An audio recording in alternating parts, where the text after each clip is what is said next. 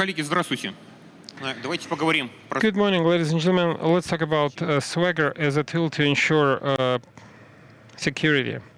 My name is Sergey Petrelevich, and I've been a developer for over 20 years. I work for Squad, and we develop REST API security system. That's exactly what I will be talking about. Let's talk about Swagger, what it is, and maybe some of you are familiar with it. If you ask an IT guy what that is, then you'll see that everyone knows that. However, cybersecurity experts don't know what that is. It's like asking IT guys what a CM is. So what is Swagger? It looks like this. This is the user interface. I understand that it's difficult to discern anything. Let's go to the website of the developer.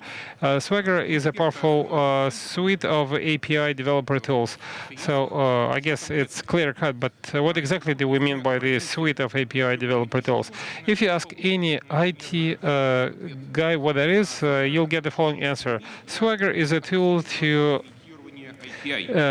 record API. In other words, this is the documentation that you update as you update your application, and this is a tool for developers as well as analysts and testers. Oftentimes, you might get the following response. This is an API code generation. You just send an API pattern to your counterparts, and they will generate a code. This is true, but Swagger can also be used to protect API. So how do we do that? Let's deep dive into that. For starters, let's take a look at a typical diagram of any application with an interface, regardless of the programming language or platform that you use. They're quite similar. The REST client could be any application. It could be a web browser. In other words, any interface can send requests to you. As for the applications, we can identify two main components. The first one is the application server. It's an open infrastructure, open source infrastructure with HTTP protocol. So it Тут зависит от платформы. Much depends on the platform. It could be Tomcat, JTNet, Tomcat, Node.js running on JavaScript, script Unicorn, and so on and so forth. And the second part of the app is the application logic. That's why an application was developed in the first place. And why did I decide to split it into two parts? From the viewpoint of the information security, that's just one thing. So why split it into two parts? However, from the point of view of a developer or of an IT guy, these are two standalone elements. And testing is never about the left-hand side rectangle, because if it was developed by the manufacturer, why test it? Everyone focuses on testing the application logic. However, if you take a look at the CVE list for this year alone, you'll see that in application service, you'll find lots of vulnerabilities and exposures. So information security should test not just application logic, but also application service. And testers and developers should also keep in mind that in addition to application logic, they should also test application servers. So how do we apply the knowledge I just described to solve our practical problem? How do we use Swagger to boost the security of our application? If we take a look at various classifications of attacks, threats, and leaks, we can detect threats and vulnerabilities. They are about inadmissible actions. For instance, your app should not send user data, but it does, or vice versa. In other words, it does something which it was not designed for. In other words, it does not function according to your expectations. And most of the threats provoke an app to do just that. So what are the options? О чем уже не раз говорили и вчера, и We discussed that at length yesterday and the day before yesterday, and even today. One of the key techniques to prevent an undesirable action is to ban everything which is not allowed. So this is a white list of sorts. And in a number of cases, we protect ourselves not against what we know, but rather against what we don't know. какое отношение это имеет к Swagger? But how does it relate to Swagger? Давайте еще раз вернемся к этому. Let's go back to what Swagger is. I already said that it's a user interface used by developers, testers, and analysts. But Инструмента.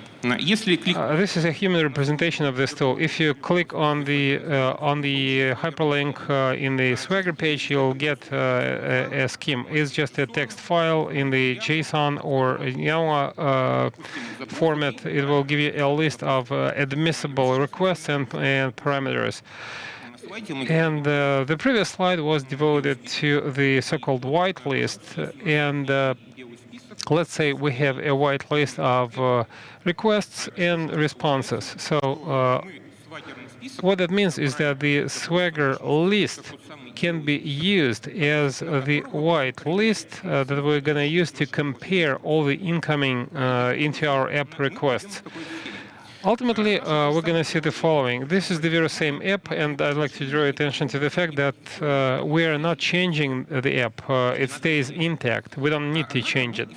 However, we take the Swagger list by clicking on the Swagger interface, and you see the diagram. Then we send it to a Swagger analyzer.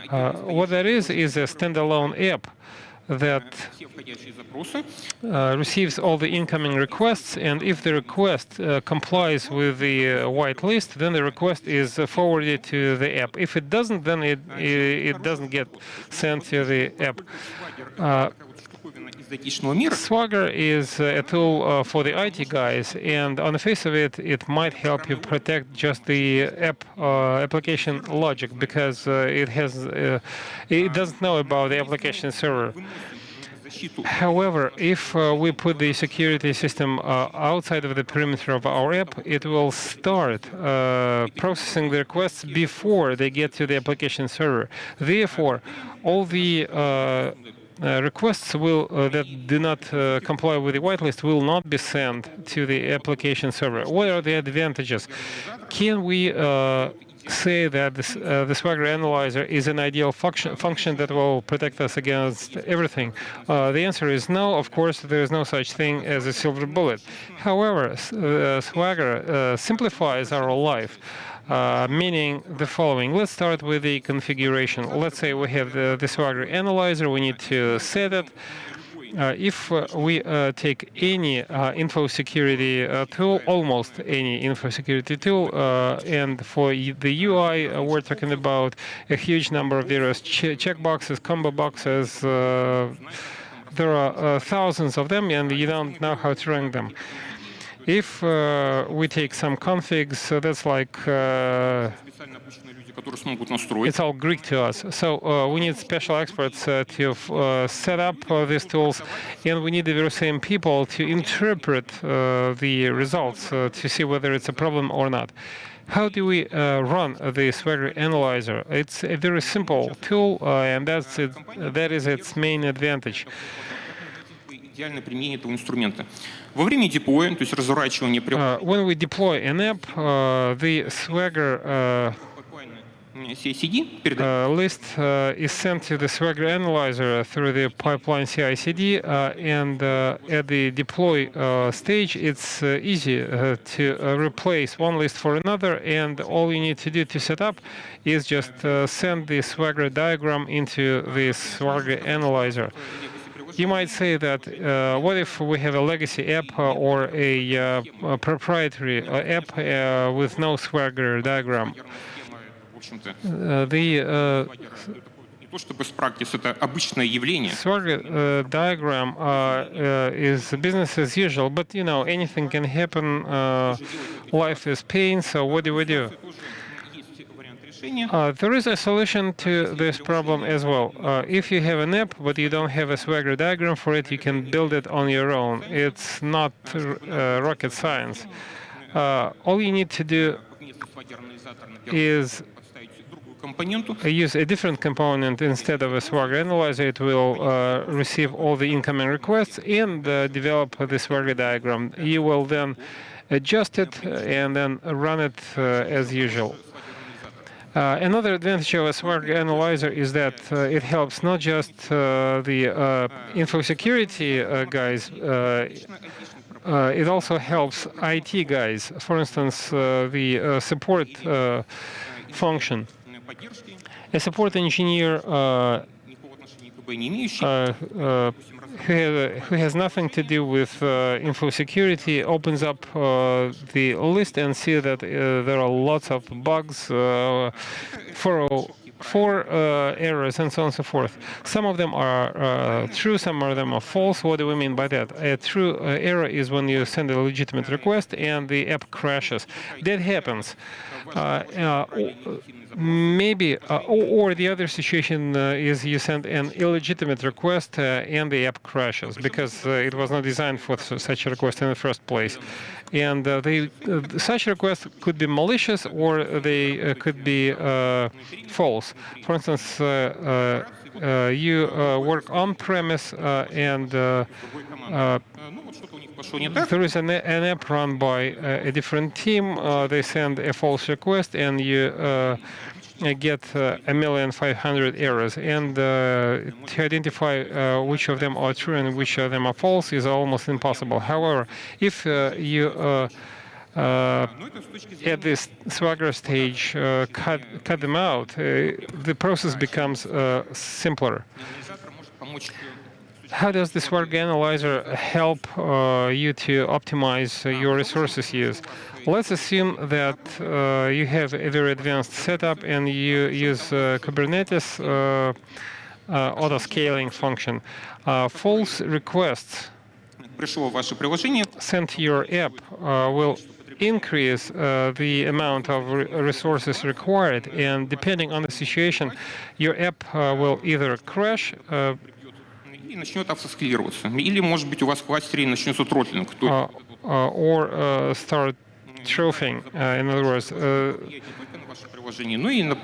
the false requests will affect not just your app, but also apps adjacent in the Kubernetes. And the Swagger analyzer offers you the following advantage. It will stop the flow of the requests and it'll allow you to optimize the use of resources. And in conclusion, I just want to mention, it's one of the frequently asked questions. How heavy is it? How complicated is it? How many requests can it process? Well, the Swagger analyzer is just a function. Therefore, if needed, you can scale it up quite easily. Так, как это необходимо. Итак, подводя Right. To sum up, we can say that using the Swagger analyzer allows you not to just compete in responding to known vulnerabilities. The Swagger analyzer can respond to unknown problems, therefore improving the application security. If you have any questions, you can get in touch with me by using this contact information. Коллеги, спасибо. Thank you so much for your attention.